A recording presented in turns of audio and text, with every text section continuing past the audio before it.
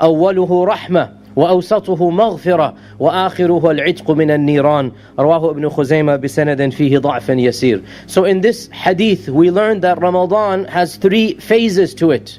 The first is Allah's mercy, the second is Allah's forgiveness, and the third is to be freed from the fire of hell. And so in this month, the month of mercy and the month of forgiveness and the month of being saved from the fire of hell, it is important for all of us to perfect our repentance to Allah, because this is the month of repentance. The Prophet ﷺ linked so many actions of this month to having our sins forgiven, to having our repentance accepted.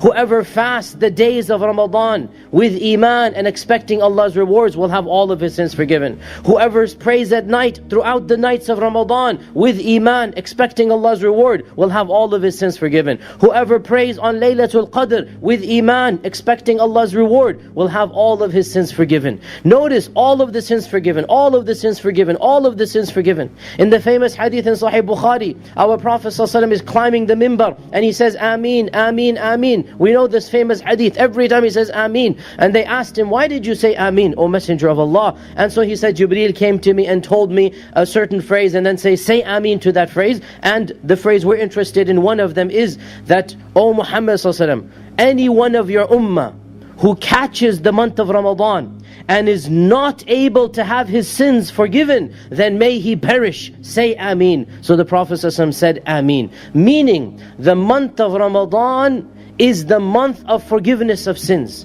And even the average, mediocre, below average person who is not that practicing has the ability to have all of his sins forgiven in this month. In fact, the only person that doesn't have that ability is somebody who is doomed to perish anyway.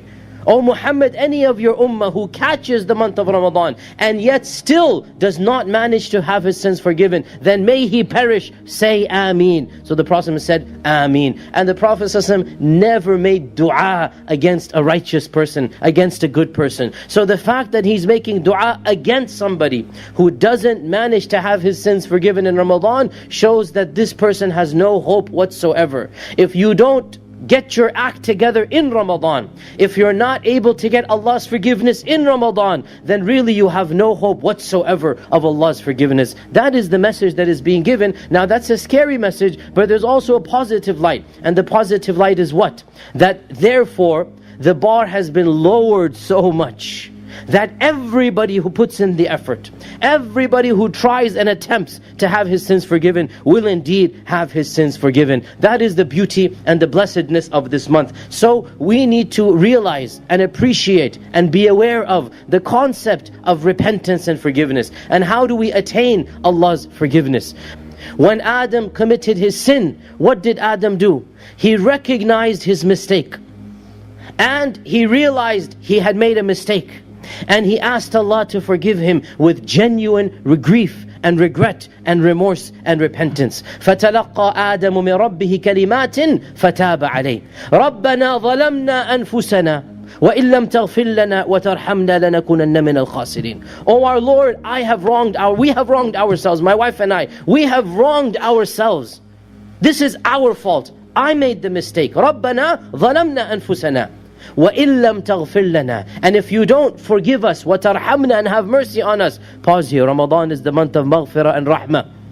Ramadan is the month of maghfirah and rahmah. Adam is saying, وَإِن لَمْ تَغْفِرْ لَنَا وَتَرْحَمْنَا لَنَكُونَنَّ مِنَ الْخَاسِرِينَ. We will be of those who are completely destroyed and lost, meaning going to Jahannam. And Ramadan is the month to be saved from Jahannam. If you list the things that break the fast, there are approximately 10 different things which break the fast, and you can categorize them into 2 categories. The first category is that which breaks the fast when we take it inside the body. In them, there are 4 things. The first is eating and drinking. Second is anything that falls in the same category as eating or drinking. Third is taking medicines, or pills, or injections, which are in the form of nourishment or somewhat similar to eating and drinking, including blood transfusion. The fourth is somewhat similar to kidney dialysis, where the blood is taken out, it's purified, and some nutrients are put into it and put back. The second category, that which comes out from the body, there are 6 things in them. Number 1 is sexual intercourse. Number 2 is masturbation. Number 3 is menstruation. Number 4 is postnatal bleeding. Number 5 is deliberate vomiting. And number 6 is letting out blood, somewhat similar to cupping or something similar to that. So in all, there are 10 things which invalidate the fast. Of those 10 things you've mentioned, could you now tell us which is considered to be the most serious and sinful act which invalidates the fast? The act which is the most sinful and most serious amongst all of them which invalidates the fast, it is sexual intercourse. That when you have sexual intercourse and when the 2 private parts meet, then your fast is invalidated, whether ejaculation takes place or not. And you have to repent for that. You have to complete the fast for that day and you have to make it up later, and you have to pay a penalty, that's kafara. According to the Sahih Hadith, in which a beloved Prophet said, it's mentioned in Sahih Bukhari, volume number 3, in the book of fasting, Hadith number 1936, where a man comes to the Prophet and says that I am ruined. Oh Prophet, I am ruined. The Prophet says, what is the matter? The man says, I had sex with my wife while I was fasting. So the Prophet says that, can you free a slave? So the man says, no, I cannot. Then the Prophet asks, can you fast consecutively for 2 months? Can you fast continuously for 60 days? The man says, no, I cannot. Then the Prophet says that, can you feed 60 poor people? And the man says no, and the hadith continues. In short, we come to know from this hadith that if any person does a sexual intercourse, it is one of the major sins. It is the most serious and sinful amongst all the things that break the fast. The person who does this sin, he should immediately repent to Allah subhanahu wa ta'ala and ask for forgiveness. He should complete his fast for that day and make up for that fast later on after Ramadan. And he has to pay a penalty, and the penalty we come to know from the hadith is that he either frees a slave if he can, if he does not have the money to free the slave, or he cannot find a slave to free, then he should fast for 2 consecutive months. Fast for 60 days. If he cannot do that also, then he should at least feed 60 poor people. And these are the 3 options that have been given for a person to pay as a penalty, as a kafara. But if a person can do the first thing, he should not jump to the second or the third. The first is freeing a slave. If he cannot do that, if he doesn't have the money or cannot find a slave, then he can go to the next option, that is fasting consecutively for 60 days. If he cannot do that, if he is unable to do that, continuously fasting for 60 days, if he fasts for a few days and then one day doesn't fast, he should start again. He should fast consecutively for 60 days. If he doesn't have the capacity to do that, then what he can do is he can feed 60 poor people. And each poor person should be fed with approximately half sa. Each sa is equal to 3 handfuls of outstretched hand of wheat. So half sa per person, or the food that is there of the land. So 60 poor people you should feed. This is the kafara, the penalty for a person who breaks a fast by having a sexual intercourse. Who does not fast? Who does not fast? Who has a legitimate excuse for not fasting? There are 4 categories of those who are excused from the fasting. The first and the most common one is the woman in her monthly cycle, or after she delivers and she is bleeding in that portion, the nifas months. So the woman in her hayd, in her menses, and the woman in her nifas, such a lady obviously does not fast, and she makes it up later on. Now, my dear sisters in Islam, do not play around with the Sharia of Allah. Many sisters are lazy. When their menses finish, they think they can delay the fast simply by not performing the ghusl, by delaying the full ritual ablution. Allah Azza wa Jal knows when your menses finish, and you know as well. And when your menses finish, the very next day you must begin your fast. In fact, if your menses finish even 5 minutes before the Fajr Adhan, the time of Imsak, and you know the sign which is the whitish discharge, if your menses finish 5 minutes before the Adhan of Fajr, then legally, even if you do not take the ghusl, you must fast that day. So keep this point in mind and monitor the end of the month. You all know your cycles, you all know your routines. Towards the end of the month, monitor and realize that if it finishes, wake up the day that you think it's going to finish. Wake up before Fajr to make sure that in fact it has finished or not finished. Because if it has finished, then that day is obligatory on you, and it is not allowed to play games with the Sharia of Allah subhanahu wa ta'ala. This is the first category. The second category are men and women who are sick and traveling. And this category, it is permissible for you to fast. It is permissible for you to leave the fast. It's up to you. But the better thing to do is that if fasting is a hardship, then you should not fast. If fasting complicates your medical problem, if fasting is a hardship during travel, and you know best, travel is relative. For some of us, traveling is an hour and a half drive in the air-conditioned car. In such a case, maybe don't break the fast if you don't want to. Sometimes traveling involves a 15-hour journey across the globe, in which case fasting will be a big problem. You know best. And our Prophet ﷺ said, it is not righteousness to fast while traveling, meaning if it's difficult to fast, Allah will not reward you if you're causing hardship when you are fasting during travel. You decide. If it's a piece of cake, if it's easy, then go ahead and fast. Also in terms of sickness, what constitutes a legitimate sickness? The response is common sense will tell you. You don't need to go to a doctor or even an alim. Common sense will tell you. If you have a little bruise or cut on your finger, that's not going to cause you to not fast. But if you have a high fever, subhanAllah, you need your liquids, you need to drink all day long, you need this, you need that. A high fever definitely is an excuse for leaving the fast and then making it up on a later day. You know, use your better judgment. What sickness is such that it will complicate the fast if I continue fasting? And there might be some gray areas here and there. You're not quite sure. So go ahead and attempt in the morning to fast. If you feel you're getting a more strong headache or this or that, your sickness is being complicated, then break the fast, and Allah Azza wa Jal is forgiving and merciful. Also, there are gray areas of certain medical issues such as diabetes and others.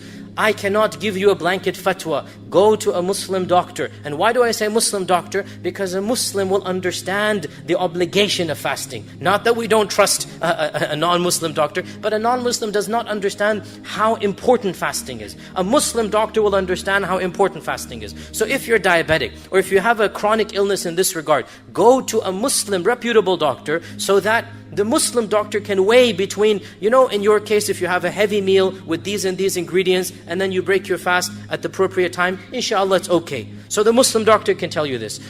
Because the Muslim doctor has experience of fasting, and he knows the obligation of fasting. So if there are areas such as diabetes, such as other things of this nature, then go seek counsel with a health professional who understands the obligations of fasting. This is the second category, sickness and traveler. The third category of those who don't have to fast are those who are permanently sick, or those who are too elderly and weak to fast. Permanently sick, severe case of diabetes. Severe case of diabetes. He cannot remain without food for 5 hours, let's say. Khalas. So Allah's Sharia has not come to kill people or to make life difficult. For such a person, somebody who is very old, 70, 80 years old, he doesn't have it in him to fast.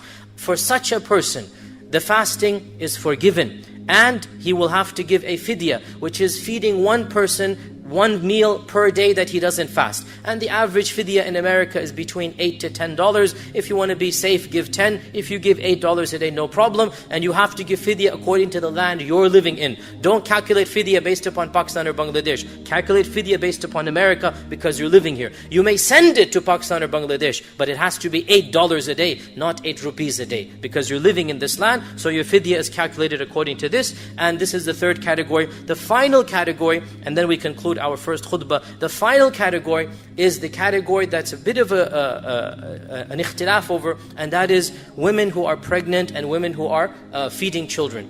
This category is where many women show laxity. The fact of the matter is, an average, healthy young lady who is pregnant or who is feeding should not really have an excuse to break the fast.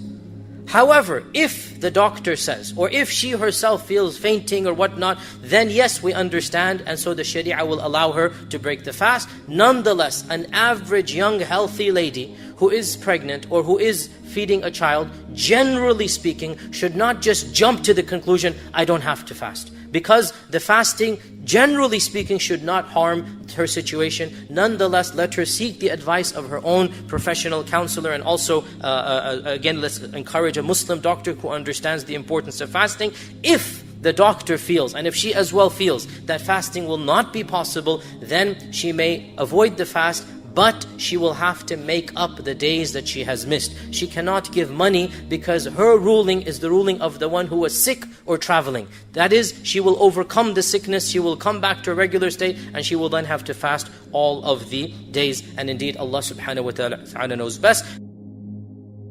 If devils are chained, then how do human beings yet commit sins? To make the people understand, we have to realize that when the devils are chained, it does not mean that the devils are slain. They have been killed. They are yet present, but they are chained. They are not killed. The power is yet there, but it is diminished.